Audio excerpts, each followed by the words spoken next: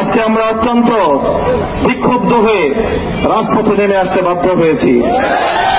আমাদের কথাগুলো অত্যন্ত পরিষ্কার। আমরা ধর্ষণ এবং জেনা ব্যভিচারের জন্য সর্বোচ্চ শাস্তি প্রকাশ্যে প্রয়োগের দাবি জানাই। সরকার ইতিমধ্যে আংশিক দাবি পূরণের পরিবেশ নিশ্চিত করবার পদক্ষেপ নিয়েছে। আমাদের দাবি পরিষ্কার, সেই শাস্তি জনসম্মুখে প্রকাশ্যে প্রয়োগের ব্যবস্থা করতে হবে।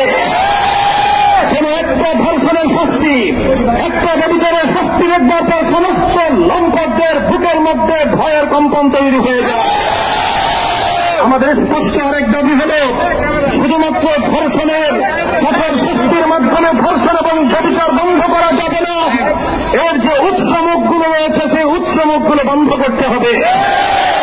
নারীকে অশ্লীলভাবে উপস্থাপন করবার সমস্ত পদক্ষেপ বন্ধ করতে হবে। মাদকের অবাধ সরবরাহ এবং চাকরির ব্যবস্থা রুদ্ধ করতে হবে। নারীকে যারা অশ্লীলভাবে উপস্থাপন করছে, সিনেমার বিলবোর্ড, বিভিন্ন চলচ্চিত্রের পর্দা, নাটক এবং টেলিভিশনের পর্দার মাধ্যমে যারা নারীকে ভোগ্য পণ্য হিসেবে, ব্যবসার পণ্য হিসেবে উপস্থাপন করছে, তারা মাতৃজাতির কলঙ্ক করছে। আমরা একটা সময় পর্যন্ত দাবি জানাবো, সরকারকে বলবো, এই যে রাস্তাঘাটে বিভিন্ন বিলবোর্ড, বিভিন্ন ডিজিটাল অ্যাডভার্টাইজমেন্ট, বিভিন্ন সিনেমা হলগুলোতে, নাটকের নামে টেলিভিশনগুলোর পর্দায় নারীকে অশ্লীলভাবে উপস্থাপন করার এই প্রবণতা রোধ করুন, এই অপতৎপরতা বন্ধ করুন। একটা সময় পর্যন্ত আমরা দাবি জানাবো, দাবি জানাবো, দাবি জানাবো।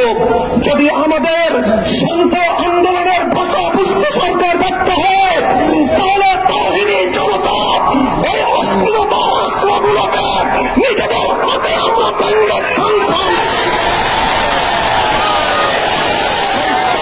বলতে চাই, আজকে ইসলামপন্থী, ইসলাম বিরোধী নাস্তিকবাদের দোষরেরা তারা মামুর বাড়ির আবদার নিয়ে এসেছে।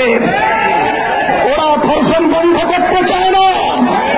ওরা ধর্ষণ বিরোধী বিভিন্ন সংগ্রাম এবং বিভিন্ন সমাবেশের নামে রাজপথে প্রকাশ্যে নারী পুরুষ তারা অশ্লীল এবং যৌন আচরণের মাধ্যমে গোটা দেশ এবং জাতিকে কলঙ্কিত করার পরে তারা চালাচ্ছে।